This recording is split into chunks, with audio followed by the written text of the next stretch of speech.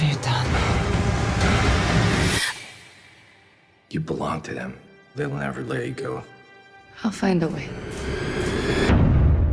Welcome to Mojo at the Movies. I'm Eric, and once again, I am joined by Manny. How you doing? Doing very good, Eric. So we went to go see Red Sparrow.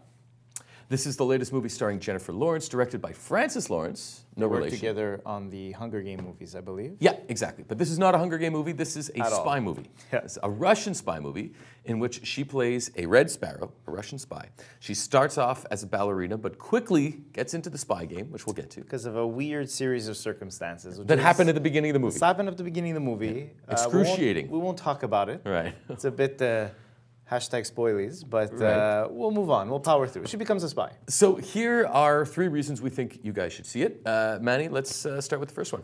For me, it's that Jennifer Lawrence is a total badass in this movie. Yeah. She goes through a good physical transformation. Put on where some she muscle. put on some muscle tone, especially from she learned to dance ballet. She learned how to do some combat. Basically, just what her body goes through in this movie, and it's her. It's really her. Like through a bunch of physical scenes where you would think they would use a double or anything, and it's really her. I mean, Well, it's crazy. first of all, she trained with what's his name, Kurt Froman, who's a major player in the Hollywood ballet scene. And I didn't she even know studied- Hollywood had an entire ballet scene. Right, exactly. Let alone that this guy's the biggest player in it. The biggest. Hey, sometimes we gotta learn.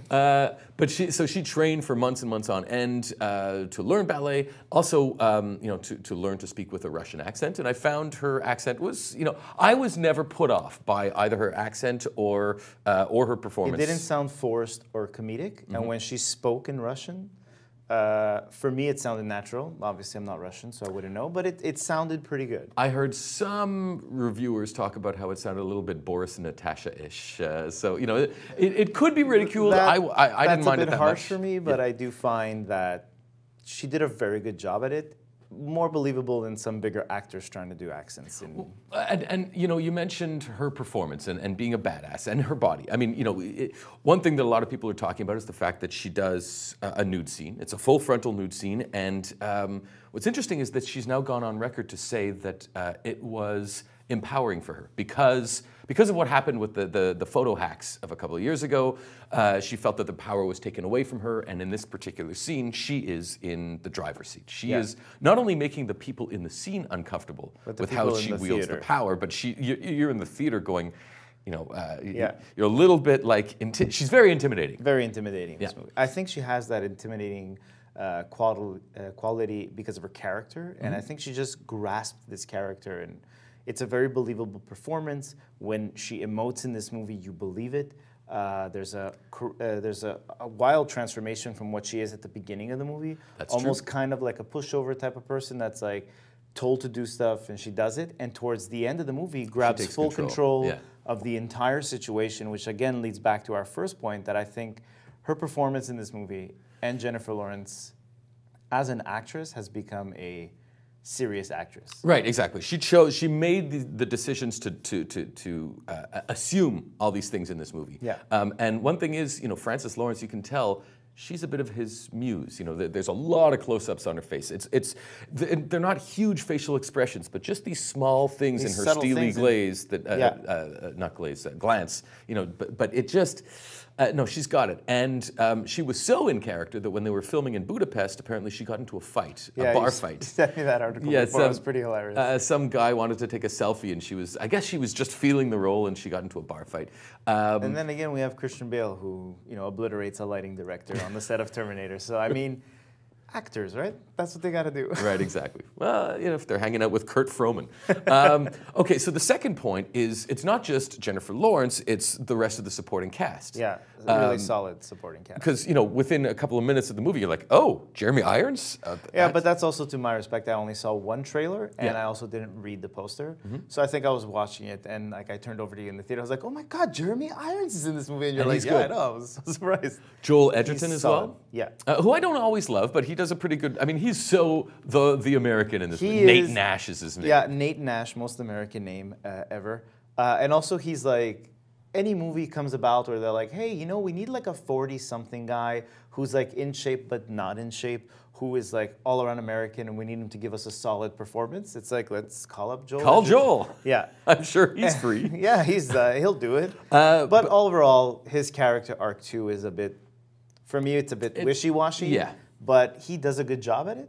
I think, you know, what's really great, Charlotte Rampling, she plays the teacher at the school, at the Sparrow School, where the spies go to learn the art of seduction, or as I called them, the super sexy spies. Super sexy spies. Yeah. Or as Jennifer Lawrence says, at one point, you sent me to whore school. Yeah, it was pretty hardcore. And so Charlotte Rampling as the teacher there she's pretty badass too. Yeah, the way she's kind of has this power over the class and over the whole students, and kind of pointing out these things and aspects of people's personality where it's like, this is what you'd have to do to exceed in this type of environment. And I was really happy to see her because she had a short run on Dexter. Yep. And I loved her on that. She played like a psychiatrist that kind of understood Dexter's character and like opened up different feelings and emotions. And I find she took that character and amped it up in this movie, and I think she did a fantastic job. And also Mary Louise Parker, out of nowhere. I was not expecting that either. Because everybody else, all the other characters are kind of a certain ilk, and then all of a sudden she comes in and she has this great. It's a short scene, but she steals. It's a short scene. She's like you said, she steals it. Yeah. But also, her character is such a funny, wacky little character. Yeah, it's kind of out of nowhere. She's in a position of power, and she knows she's in that position of power, and she's kind of using that against everybody else that she's trying to manipulate. It's not really anything for the story, but I mean, like, her character plays a key turning point in this story, and it was just fun to see her come out and do that type of role. And speaking of turning points, our third point, you know, another reason to see this is that it really hits all the right spy movie beats. Yeah. And how do we say this? It puts a twist on the spy movie twist. On the spy movie twist. Right. Yeah. It really goes through like the common paces, like the common pace where, oh, I'm not really a spy, but then I'm really good at being a spy, and then it's like, oh, here's my hidden agenda, why I'm doing this, and this is how I'm going to execute it, and oh, I learned everything so quickly. It goes through all those paces. But it does keep you on your toes. It does. There's some really intense fight scenes and situations and a lot of hyper violence. Yeah. When a scene is violent, it is violent. Yeah. And that was kind of like, and it kind of gives like a good shock factor to every violent scene. But the violence is not overdone to where it's gore porn. It's more like, this is how you would have to go through this type of situation. You know, I'll say one thing. The movie is 2.5 hours long. And so I found it too long. It feels 2.5 hours long. Yeah, I think they could have, they would have benefited from shortening it and throwing some things on the cutting room floor. But essentially, it does feel like one of those spy movies where you're like, you're kind of following the action, and you like the fact, like we said, there's a twist at the end. That's a twist on the twist, and that really got me.